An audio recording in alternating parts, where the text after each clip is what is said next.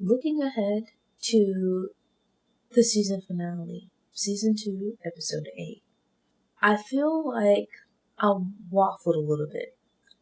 It was like a really slow build towards the first battle between real battle between the dragons. Once that happened, because it was so epic and exciting, when everything slowed back down, it felt a bit jarring, and like things were kind of dragging a little bit. But after having some patience and watching episode 7, I feel like it makes sense now why they kind of slowed the pace a bit and why it was so important to show everyone trying to gather their forces and get things together. With Damon, you have to look at it for much of the season. He has been away from Dragonstone, trying to build this army. When you look at it, he has kind of, and one of the characters states it actually, that he's made a mess of things there.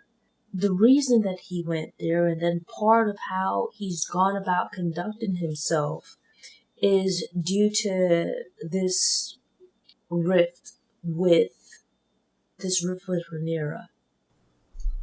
Through these flashbacks, his interactions with the young Rhaenyra, his multiple interactions with Viserys, these other moments from his life, where he's pushing for and intent on this thing happening that seems to just not be in the cards or not be meant for him.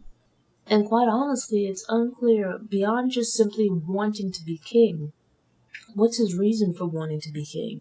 What's his plan exactly for being king? With the people who gather at Harrenhal, where he doesn't really have answers for them. There's this thing of control, and here it is that with his plotting and scheming and whatnot, that they kind of outsmart him. Looking forward, how does that play out? Now that Daemon has this army, and we see that he's willing to do every and anything for it, to obtain it, right? You look at it that he beheaded the man that made this possible. What won't he do? And what's his motivation for doing these things?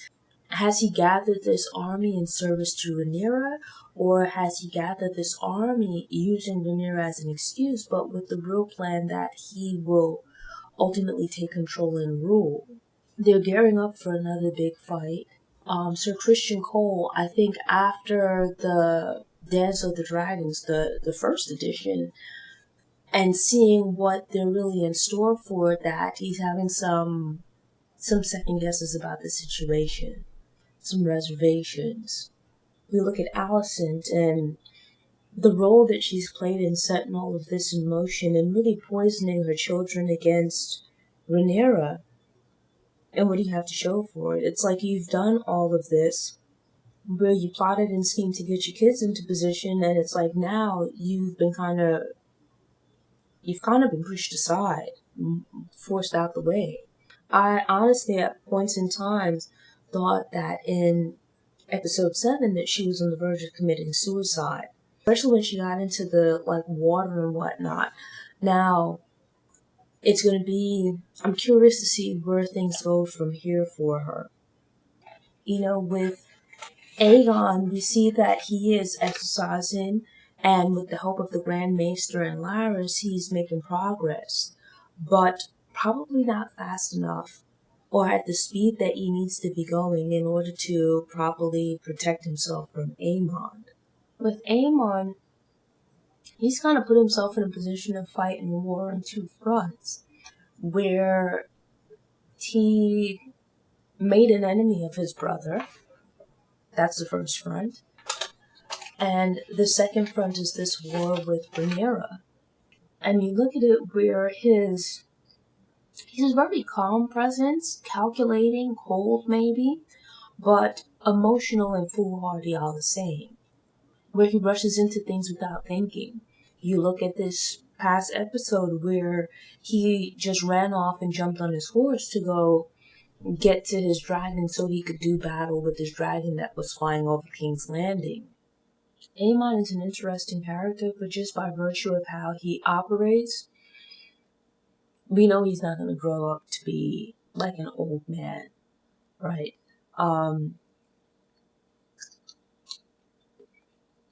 Him and Damon being brash and rushing into things without fully thinking is going to be, I think, both of their downfall. With Rhaenyra now having achieved this goal of finding additional dragon riders, and also now theoretically having this army, I still feel like things aren't necessarily going to get easier for her. The reason being that there are caveats to both of them. With regards to this army that Daemon's raised, I think given the fact that he wants to be king, that might still prove to be an uncomfortable situation. Thanks for tuning in. To ensure you don't miss any episodes, subscribe to the channel, click the notification bell, and go ahead and click the thumbs up button if you like what you saw, and go ahead and share it on social media.